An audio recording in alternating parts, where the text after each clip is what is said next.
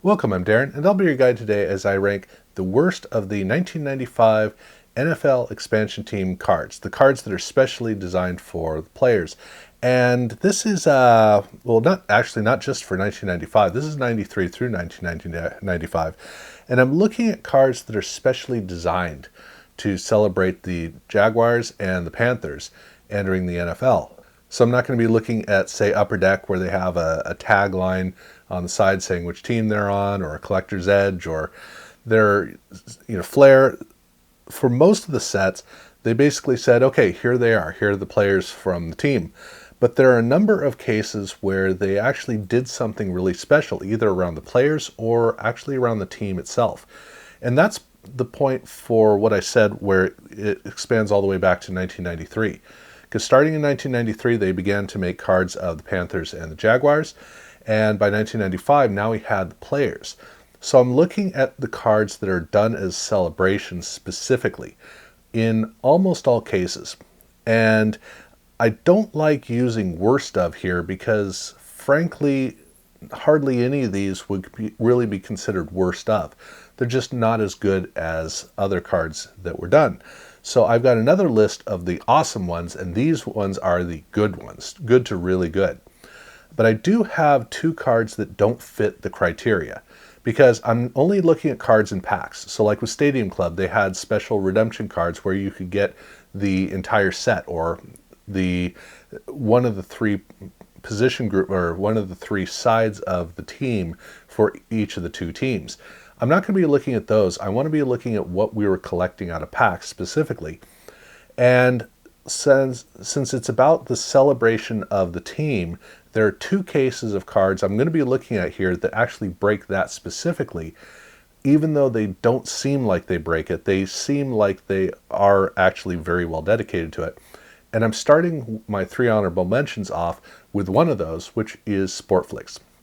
Now, Sportflics isn't exactly the greatest card design of all time, which is unfortunate because I do like 1995. I think I like 1994 a little bit better, but Sportflics is always very difficult because it has the two images that go back and forth, which means there's not a continuous, clear design that is reliable on the cards. The Panthers and the Jaguars, basically Barry Foster and Steve Beuerlein, the cards for them are not Panther specific and Jaguar specific. Rather, they are done in the same way as traded and relocated players. So players who are relocated from one team to another, they have an image, and then it has the team logo, or the helmet, on the other side. That's just the way that all of those relocated players worked. And so for Barry Foster and for Steve Beuerlein, that's the way it was done. Now, fortunately, the photo of the players is in his uniform or with his helmet on, so you do get the consistency of he's looking like he is on the actual expansion team card. But the combination of that and the helmet for the other side is a great combination where these cards look like they're supposed to be celebrations. So even though they're not, that doesn't matter. I'm going to go ahead and put this as an honorable mention because I think it does look really good. The second honorable mention that I've got is 1993 Collector's Edge. And here we go with two of the very first of all of the cards for these two expansion teams. So in 1993, part of the 1993 release, the two teams were already announced, and that meant that for late release cards in the 93 into 1994 timeframe, this gave card companies the ability to throw a couple of cards in there, one or two cards, to celebrate these new teams, and Collector's Edge was one of the few cases in 1993 where we got to collect cards. So you got to shift your mindset with these cards back a couple of years to where you didn't have the high level of design expectation that you had by 1995. So the cards, I'm not going to say they're clunky. Actually, part of what makes them so good is the charm of the 1993 design for Collector's Edge, which, whether you consider it charming or not, here's the thing. This card on the front looks almost like it's almost like the logo doesn't even exist, and it's just saying, hey, coming soon, find out on the back. When you turn it over, you've got a big mascot image drawn on the back. And that's the card. That's the thing. On the front, it's a teaser with the logo, and then on the back, it's just dedicated to the mascot. That's the beauty of it. And that's what I really like about the card is it's just a celebration of the team. It doesn't need to go into telling you what the stadium's going to be and any of that information. It's just, what more do you need? It's the logo and it's the mascot. There you go. I love that. It just has such a cool quality to how it looks and how it's experienced. Now, exactly where do I consider the design? I don't know. I just think it's really awesome. So I'm throwing it here in the honorable mentions. And the last of the honorable mentions is one that could very easily make it onto the other list, the best of list, which is the Topps boosters for Series 2.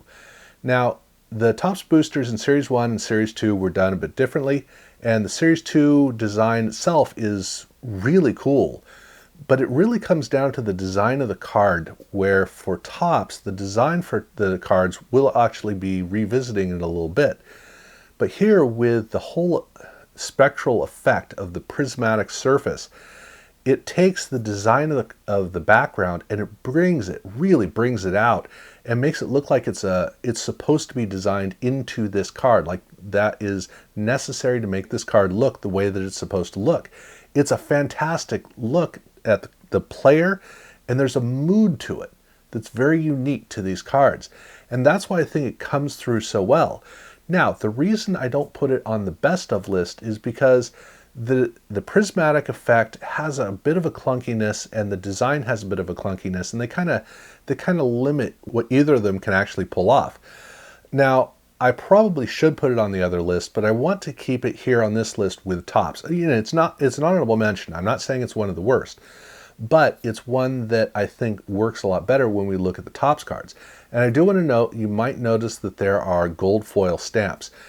Something that the Beckett Annual doesn't mention is that these were available in packs, but they were also available with the complete sets with the logos for the Panthers or for the Jaguars. And so that means that there are actually 3 versions of each of these, and I just like throwing these in, showing you the original one in packs as well as the 2 with the complete sets. They all look really awesome. I do like them with the badges a little bit more because that just makes them feel more special. But it doesn't matter. I really do like them, and this gives a great contrast to when we do get around to Topps, which isn't right away. Because first, we now got to launch into the list of the 5 worst, or the 5 that are the furthest away from being the best. I'll put it that way. At number 5, I've got Bowman.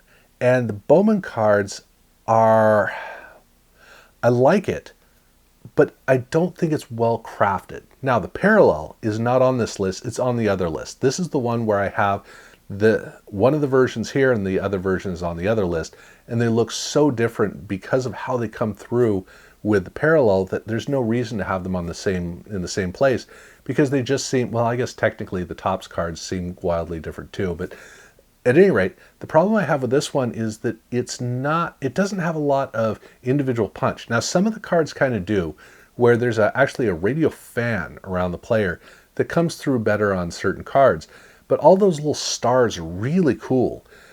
Unfortunately, the card is not well enough crafted to fully maximize any of the spectral effects of this card surface. That's the problem that I have with it. It has potential, it's just not quite there. So it's kind of washed out in a way. So I went ahead and put it here at number 5 because it could be a whole lot better. Still really cool, but boy, could it be better. And number 4, I've got Collector's Choice. And Collector's Choice in 1994, they followed the Collector's Edge cards from the previous year, where they had 2 cards that were celebrating the logos of the 2 teams. Now, in this case, they did a more formal card where on the back it talks about the team. So the front looks really amazing because the design approach was much better. And that makes the cards just on one side look better than the 1993 cards.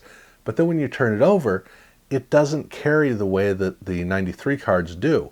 So in this case, it's more of a typical card, which is fine. It still looks really good. But the 93 cards by Edge are a fun exploration. They're a fun discovery. it feels like when you turn the card over, like you stumbled upon something that you weren't supposed to see. Whereas in 1994, you go, yep, all right, that's about right. And still, this list is not about terrible cards. It's just cards that could have been a lot better. And this one, yep, it's perfectly fine. Now, at number 3, now we shift over to Topps, and we get to see what the regular Topps cards look like, and these are perfectly fine as well. The background actually has a lot of strength to it, which helps to bring out the images on the front. So I do like how they look, but they're boring. That's the problem. You look at one and you go, oh, cool, but it wears off in a hurry. When you get a couple of these cards together, the backgrounds, whatever the background might bring, is basically lost because it's way too much repetition. So at the end of the day, I want for these cards to be more celebratory on an individual basis, and this has a bit more of a mechanical approach, just kind of templated and cranked out, which, if you look at it briefly, doesn't really come through, but when you spend time looking at it, unfortunately it does. So that's why I have it here at number 3. At number 2, I've got Stadium Club. In Stadium Club, this is an awkward one for me because I think it looks good, and I think that the celebratory approach is really great. I don't think the image selection is very good, which is something that you absolutely need for these cards.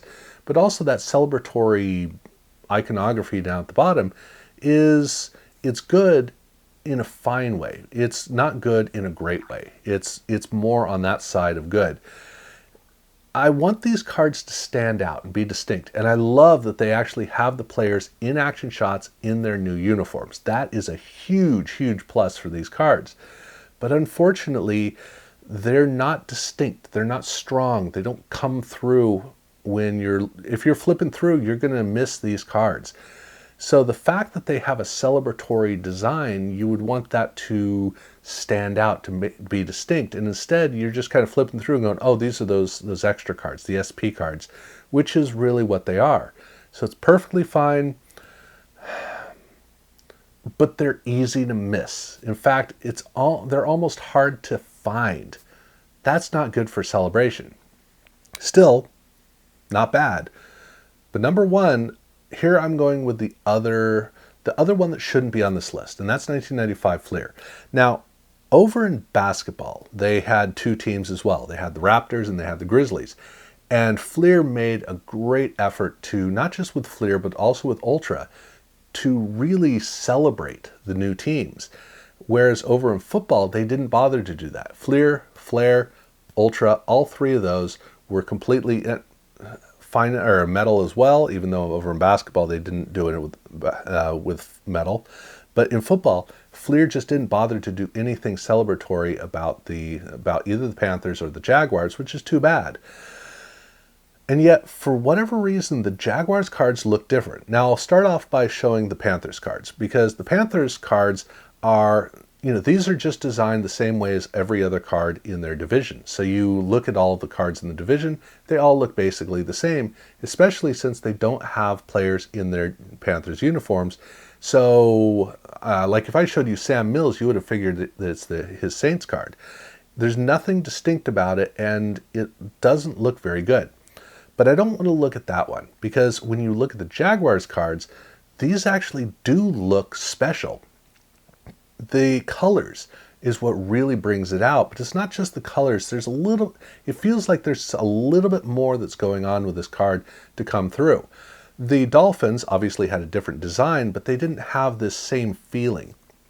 Whereas with the Jaguars, they have the coral and the aqua design colors, which are a little bit different from Miami. But these cards they look so different. In every way, they look different, and it's really quite cool. And even when you look at them in the division against the other teams, there is something very distinct about how the Jaguars cards look. So they look like they're supposed to be celebratory of the Jaguars. So it's a happy accident that these actually succeed at being distinct cards. Are they great cards? No. Are they better than the Panthers? Way better. So that's really cool. But yeah, at the end of the day, these are the low points for all the celebratory cards for these two franchises, which, like I said, is a bit of a stretch because I don't think that, other than the Panthers cards in the Fleer set, I don't think any of these are bad. It's just that some of them aren't very successful. But it does beg the question, okay, so what do I have on the other list? And I'll be getting to that in a bit. It's going to take me a while to get to there. But at any rate, these are the cards that didn't make the cut. So let me know in the comments below if you think that any of these absolutely should not have been on this list.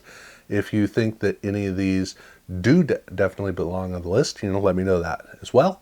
I'll have the opportunity for you to check it out in the poll. Yeah, thank you very much for watching.